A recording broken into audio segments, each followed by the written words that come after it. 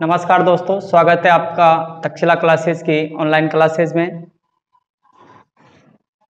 द्विघात समीकरण के प्रश्नों की श्रृंखला में हम देख रहे थे कुछ प्रश्न। इसका अगला प्रश्न लेते हैं अपन, पांचवा प्रश्न।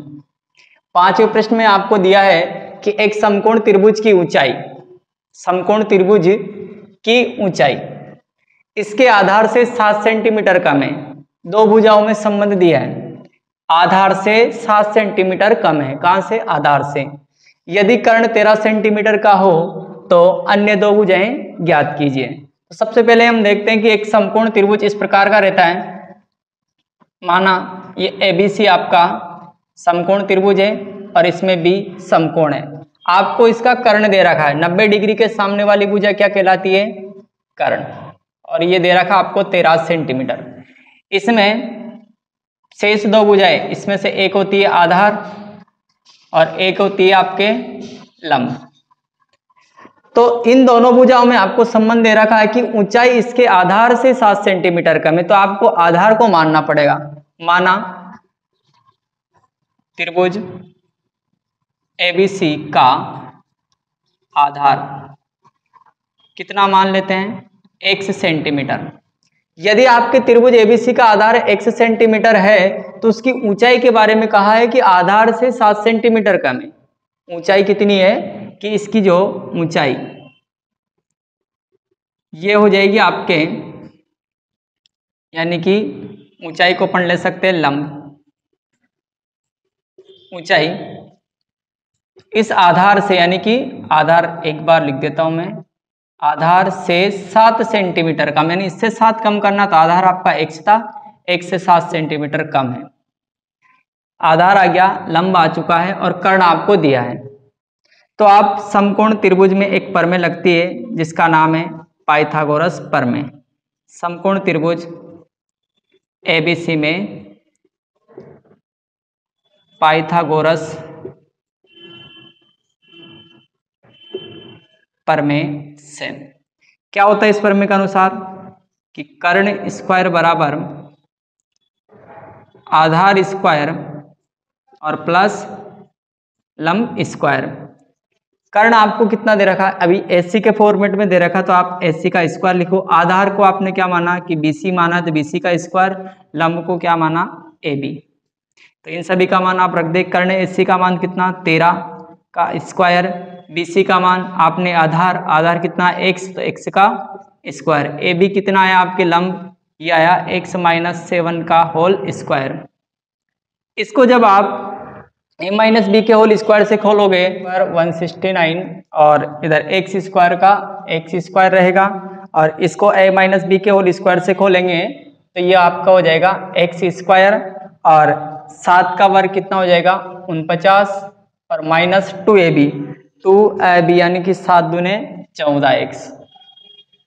देखिएगा इसमें इसका पक्षांतरण उधर कर दे तो x स्क्वायर और x स्क्वायर ये हो जाता है आपके 2x स्क्वायर, और प्लस के 49 माइनस के 14x और माइनस का 169।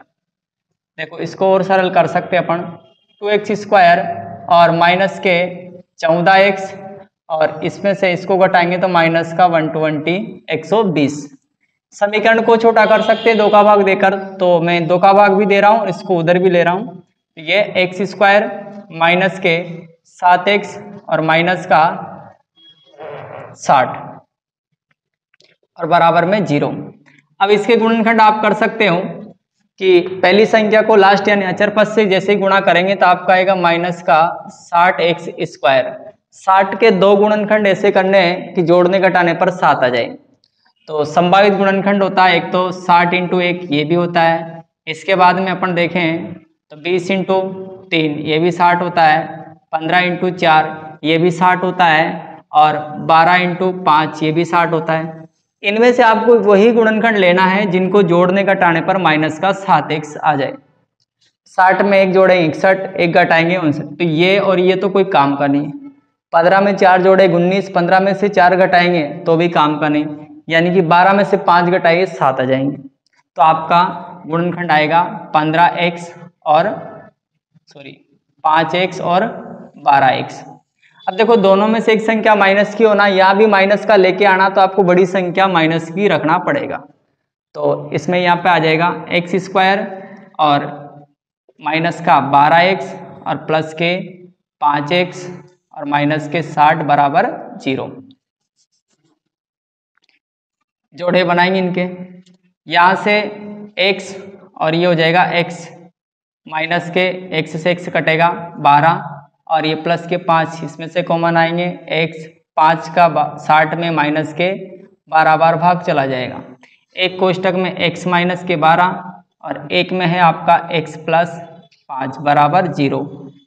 यहाँ से हुई x माइनस के 12 बराबर 0, तो x का मान कितना 12।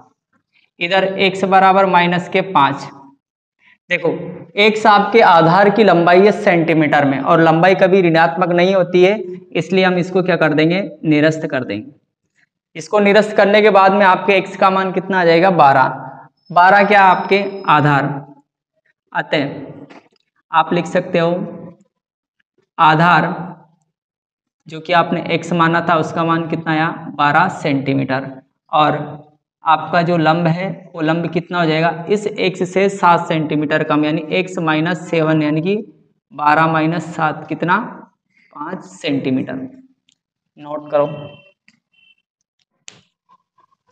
प्रश्न संख्या 6, बड़ा प्रश्न दिया गया है लेकिन इसका जो आंसर है इतना बड़ा नहीं है। एक बार आपको इसकी जो थ्योरी है उसको ध्यान से पढ़ना है।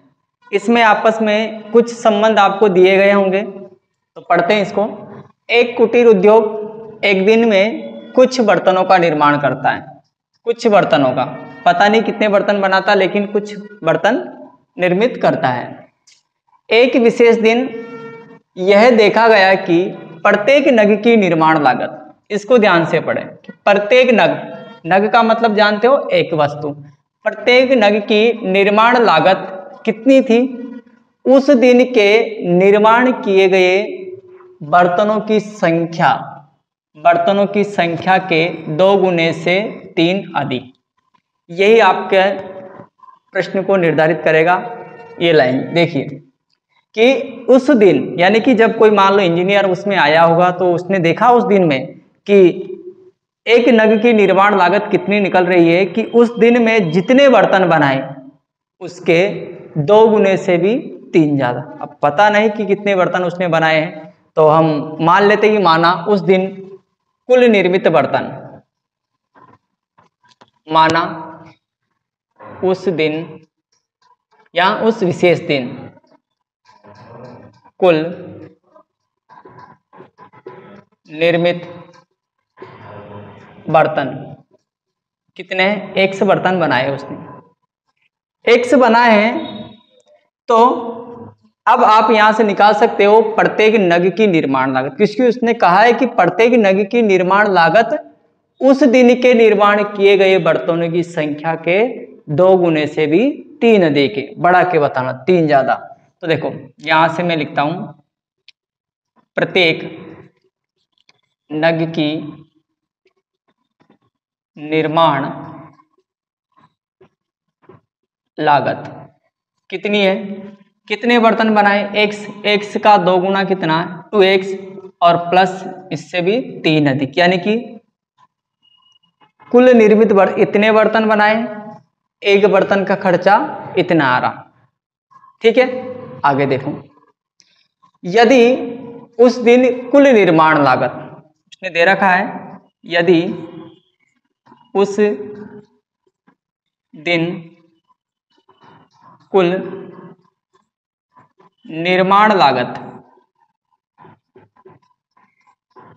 90 रुपए थी, यानी कि मान लो मैं एक एग्जांपल बताता हूं कि आपने उस दिन 10 बर्तन बनाए और आपका जो टोटल खर्चा है वो 90 रुपए का। 10 बर्तन बनाए, कुल खर्चा कर दिया आपने 90 रुपए का। तो क्या यहां से आप एक बर्तन का खर्च या निर्माण लागत नहीं निकाल सकते? निकाल सकते। कैसे? कि आप 90 में 10 का भाग दोगे तो आपके प्रत्येक नग की निर्माण लागत आ जाएगी। आपने इस 90 रुपए में इतने बर्तन बनाए, उस दिन 90 रुपए में इतने बर्तन बनाए, तो यहां से मैं एक बर्तन की निर्माण लागत, एक नग की निर्माण लागत निकाल सकता हूं, कितनी आएगी? कुल खर्च 90 रुपए का, बर्तनों की संख्या कितनी है? x, यानी कि ये आई आपके समीकरण नंबर, इसको 2 देते हैं और समीकरण 1 दे देते हैं। इन दोनों समीकरणों को ध्यान देखो, ये भी प्रत्येक नग की निर्माण लागत है और ये भी प्रत्येक नग की निर्माण लागत है, इसका मतलब दोनों का मूल्य बराबर होगा दोनों। तो समीकरण नंबर 1 व 2 से, समीकरण 1 व 2 से क्या करेंगे? दोनों को बराबर कर देंगे, तो ये भी एक नग की लागत है, ये भी एक नग की लागत है, यानी कि 2x के प्लस 3 बराबर 19/x। हल करेंगे, बटे वाली संख्या इसके इंटू में जाएगी, तो आपके देखो x इस 2x से गुणा होगा तो पहले ये बनाएगा 2x स्क्वायर, प्लस 2x इससे गुणा होगा तो ये बनाएगा आपके 3x, और बराबर में कितना है? 90। इसको हल करते हैं आगे, तो 2x स्क्वायर प्लस के 3x और माइनस के 90। इसको आप गुणनखंड विधि से, द्विघाती समीकरण आ चुकी है, गुणनखंड विधि से हल करोगे। जब गुणनखंड विधि से हल करते तो आपको पता है कि इसको इससे गुणा करना पड़ेगा, करें? चलो, गुणनखंड विधि, कौन सी विधि? गुणनखंड विधि से समीकरण लिख देता हूं मैं, 2x स्क्वायर प्लस के 3x माइनस के 90 बराबर 0। ट्रिक बताई थी मैंने कि पहले पद को अंतिम पद से गुणा करना है, जब आप गुणा करोगे तो आपके आएगा माइनस के 180 और x स्क्वायर। इसके 2 फैक्टर ऐसे करने हैं कि जोड़ने घटाने पर कितना आए? 3 आए। इसके 180 के साइड हम पहले भी कर चुके, 15 × 12, 15 और 12 इसके गुणनखंड मिलेंगे। अब आपको ध्यान रखना है कि दोनों माइनस के रख नहीं सकते, अपन को लाना प्लस का 3x, यानी कि 15 में से 12x जाएगा तब जाके, तो 12 को आप क्या करोगे? माइनस का। तो सम संख्या को आप आगे रख लो, क्योंकि यहाँ भी पहला पद अपन सेम उतारेंगे, 2x स्क्वायर माइनस का 12x प्लस के 15x और माइनस का 19 बराबर 0। क्योंकि बहुत, अगर आपको ये विधि समझ में नहीं आई है तो आप अगली वाली, इसके जस्ट पहले वाली वीडियो देखिए, उसमें मैंने आपको फुल डिटेल में बता रखा है। यहाँ से कॉमन लेंगे तो 2x कॉमन आएगा, 2 से 2 कट गया, x स्क्वायर का भाग x बार, 2x 2 का भाग इसमें 6 बार और x से x कट गया, प्लस के 15 कॉमन लेंगे, 15 कॉमन लेंगे तो 15 से 15 खत्म, यानी x प्लस माइनस माइनस 15 छंग 90।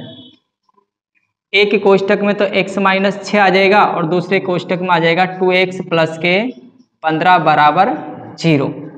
यहाँ से क्या करोगे? 2 0 और मैं 0, यानी कि x माइनस 6 बराबर 0, 2x प्लस के 15 बराबर 0। तो यहाँ से x का मान निकालेंगे प्लस का 6 और 2x बराबर माइनस का 15 और x बराबर माइनस के 15/2। तो ये वाला मान आप क्या करोगे? निरस्त। क्यों करोगे? कारण है इसका कि बर्तनों की संख्या हमेशा धनात्मक पूर्णांक होती है। बर्तनों की संख्या हमेशा धनात्मक पूर्णांक होती है। हमेशा धनात्मक पूर्णांक होती है तो आप x का मान 6 लोगे, तो आपके कुल बर्तन यानी कि आपने माने थे x और इसका मान कितना आया? 6। अब 90 रुपए में 6 बर्तन बनाए तो एक बर्तन का खर्चा भी आप निकाल सकते हो। तो एक नग की लागत और एक नग की जो लागत होगी वो आ जाएगी आपके 90/6, यानी कि 15 रुपए। कितने? 15 रुपए। ये आपका आंसर रहा, नोट करो। इसमें हम देखेंगे कि किसी भी द्विघाती समीकरण के मूलों की प्रकृति क्या होती है और उनको हम एक ऐसी विधि से हल करने जा रहे हैं जब आपको गुणनखंड नहीं आता हो तो आपको उसको हल करने के और क्या क्या तरीके हैं उसके बारे में हम देखेंगे यहाँ पे। इसमें हम बात करेंगे द्विघाती सूत्र, जिसको हम प्यार से रामबाण बोलते हैं। जब कोई सा भी बाण नहीं चलता तो आप उसको चलाएं, आपका 100% आंसर निकले। एक बार थोड़ा सा बेसिक देखिए आप इसमें कि माना आपका द्विघात समीकरण है x square b x plus c बराबर 0। ये कोई द्विघात समीकरण है, इसको हल करने यानी इसके अगर मूलों की प्रकृति देखी जाए तो मूलों की प्रकृति के लिए आपको एक सूत्र याद रखना पड़ेगा। मूलों की प्रकृति इसको निकाला जाता है विविक्तिकर डी से, जिसका सूत्र होता है बी स्क्वायर माइनस 4ac, जिसकी चर्चा हमने इसकी फर्स्ट क्लास में बेसिक देखा था, उस टाइम पे कर ली थी। अब इससे विविक्तिकर डी की सहायता से मूलों की प्रकृति जब निकालते हैं तो कितनी प्रकार की होती है? वो 3 प्रकार की। आपके मूल 3 प्रकार के होते हैं, देखिएगा। यदि आपने डी का मान निकाला, यहां से ए बी सी के मान रखेंगे अपन, ए बी सी का मान यानी एक्स स्क्वायर का गुणांक उसे बोला जाता है ए, एक्स का गुणांक उसको बोला जाता है बी, और एक है सी यानी कि अचर पद। जैसे ही हम मूलों की प्रकृति ज्ञात करते हैं तो डी के मान कुछ प्राप्त होंगे हमें। यदि आपको डी का मान ग्रेटर देन 0 यानी कि धनात्मक मिलता है, अगर इसका मान कैसा मिलता है आपको? धनात्मक, तो आपके मूल जो है मूल आपके वास्तविक होंगे। कैसे होंगे? वास्तविक होंगे, और वह अलग अलग होंगे। कैसे होंगे? अलग अलग होंगे। याद रखना है आपको, वास्तविक होंगे यानी कि आप मूल निकाल सकते हो, और दोनों मूल आपके कैसे आएंगे? अलग अलग। यदि आपके इस डी का मान 0 के बराबर आ जाए तो आपके मूल तब भी कैसे होंगे? वास्तविक, लेकिन दोनों मूल कैसे रहेंगे? समान रहेंगे। यानी कि आप जब मूल निकालोगे तो आपको एक ही मूल नजर आएगा, दूसरा मूल आपको सेम टू सेम लिखना पड़ेगा। तीसरा, यदि आपका डी का मान लेस देन 0, इसका अर्थ होता है ऋणात्मक। ऋणात्मक यदि आपको डी का मान मिलता है तो आपके मूल कैसे होंगे? काल्पनिक होंगे। ये 3 कंडीशन आपको याद रखनी, काल्पनिक होंगे। तो इसमें भी वास्तविक, देखो 0 से बड़ा प्लस की कोई संख्या, 0 के बराबर तब भी वास्तविक, यानी कि 0 से नीचे जैसे गया आपको काल्पनिक मूल बताना है। तो मूलों की प्रकृति पूछे तो ये आपको इस सूत्र की सहायता से 3 प्रकार की होती है, डिपेंड करेगा डी के मान पे। 0 से तुलना करना, 0 से बड़ा बराबर और 0 से छोटा। नोट करो इसे।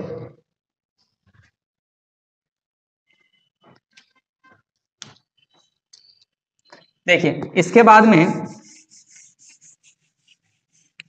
प्रश्नों पे चलते हैं हम।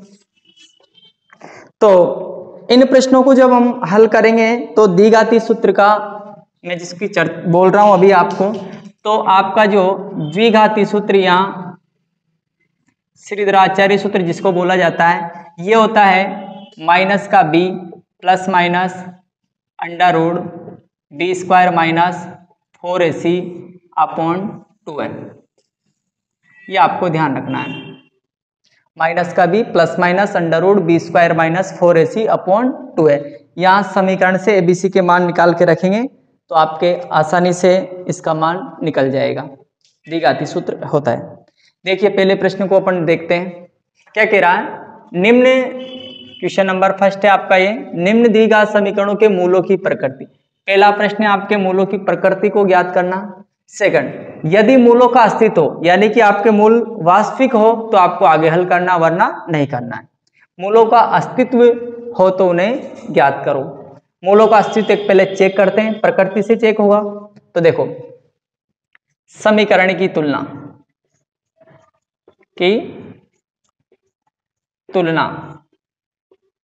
मानक समीकरण क्या है? वो x square b x plus c बराबर 0 से करने पर, इससे तुलना करेंगे तो आपको एबीसी के मान मिलेंगे। यहां से बताओ ए का मान कितना मिलेगा? ए का मान 2, बी का मान कितना मिलेगा? माइनस का 3, सी का मान कितना मिलेगा? प्लस के 5। एबीसी के मान मिल गए। इन मानों को मिलने के बाद में आपको विविक्त कर डी का सूत्र लगाना है। विविक्त कर डी यानी कि मूलों की प्रकृति निकाल रहे हो आप पहले, तो विविक्त कर डी का सूत्र होता है बी स्क्वायर माइनस 4ac। देखो यहां से डी बराबर बी स्क्वायर, इसका स्क्वायर करेंगे तो -3 का स्क्वायर माइनस 4 इंटू ए का मान 2 और सी का मान 5।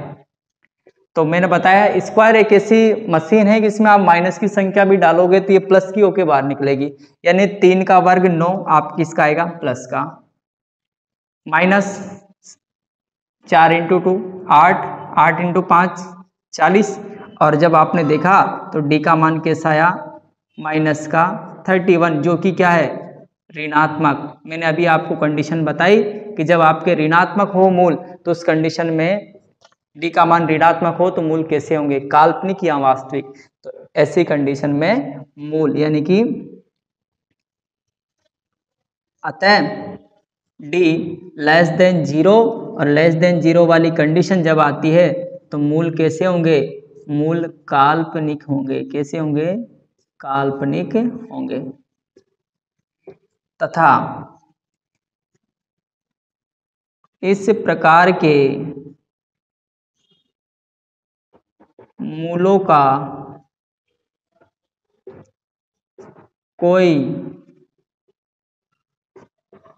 अस्तित्व नहीं होगा, यानी कि इन्हें हम ज्ञात नहीं कर सकते, इनको अपन को यही छोड़ना है। तो इसको आप एक बार नोट कर लें।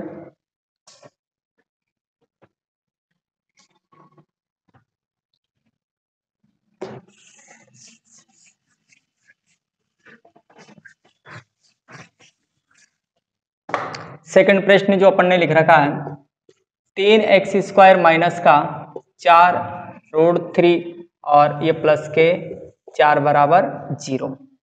देखिएगा इसमें सबसे पहले अपन इसमें भी मूलों की प्रकृति ज्ञात करेंगे। मूलों की प्रकृति ज्ञात करने के लिए हम इसकी तुलना मानक समीकरण से करेंगे। तो लिखेंगे यहाँ पे समीकरण की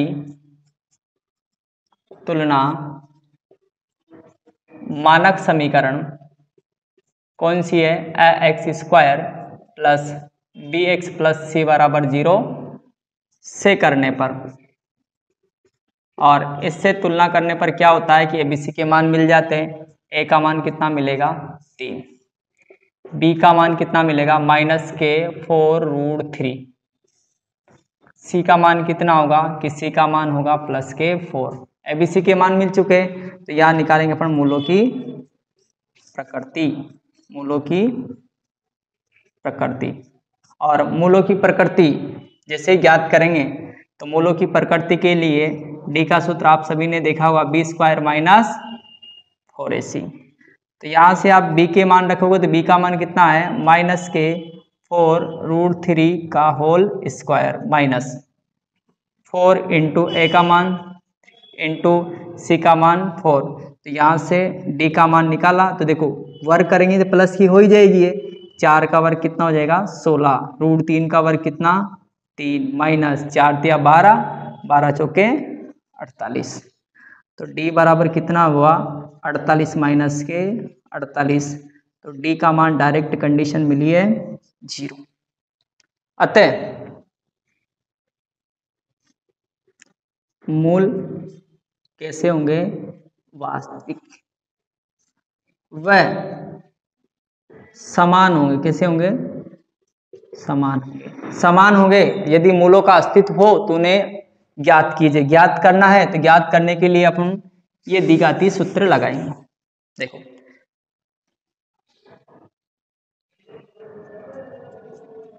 द्विघात सूत्र क्या होता है आपका, x बराबर माइनस का plus minus under root b square minus 4ac upon 2 है।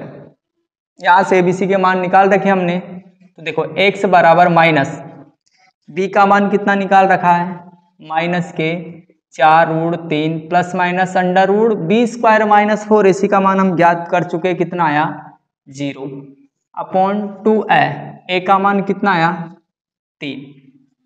तो इधर देखो पीछे पूरा छूट गया है ये, तो माइनस का 4√3 बचा है यहाँ पे और बटे में 6।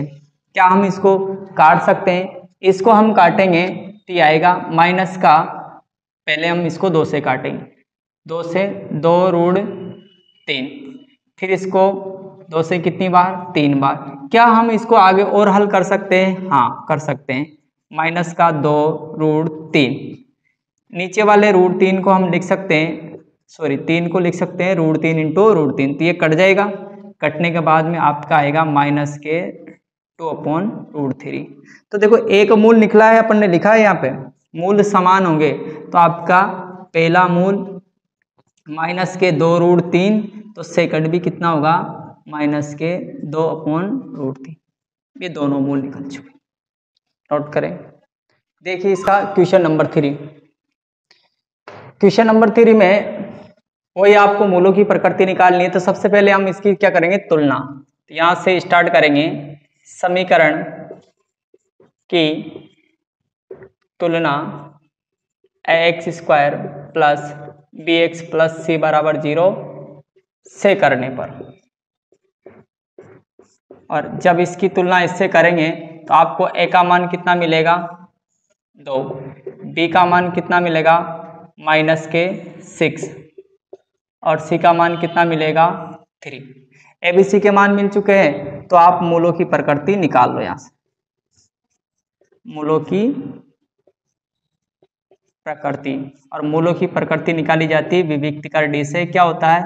b² minus 4ac। तो देखो b का स्क्वायर माइनस 6 का स्क्वायर माइनस के 4 इंटू 2 इंटू 3, तो ये आपके हो जाएंगे 36 माइनस 4 8 8 3 24। तो यहाँ से d बराबर 4, 6 में से 4 गए तो 2, और इधर कितने बचेंगे? 1। d का मान 12, यानी कि ये जो d का मान है ये d है ग्रेटर देन 0, ये वाली कंडीशन है। 0 से बड़ा है d का मान, तो यानी कि मूल कैसे होंगे आपके? मूल वास्तविक व अलग अलग होंगे। कैसे होंगे? अलग अलग।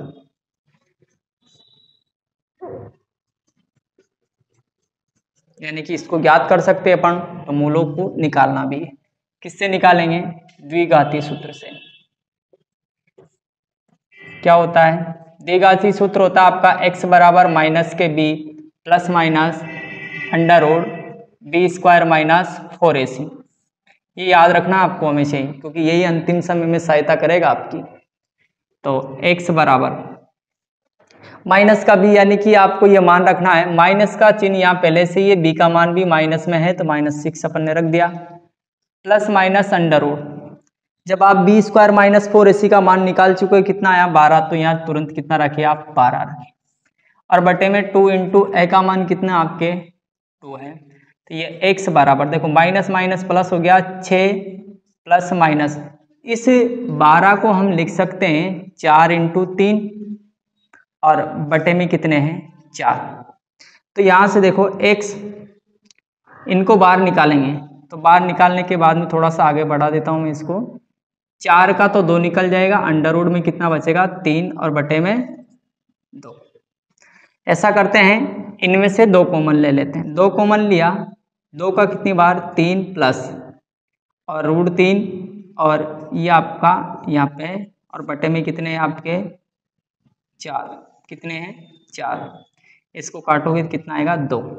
अब दिख रहा है आपको कि एक बार प्लस में और एक बार माइनस में, तो एक मूल तो है आपका 3 प्लस √3 बटे 2, और दूसरा मूल है आपका 3 माइनस √3/2। ये आपकी क्या है? आंसर। ये पहला प्रश्न आपका खत्म हुआ। इसको नोट करें आप, फिर देखते हैं।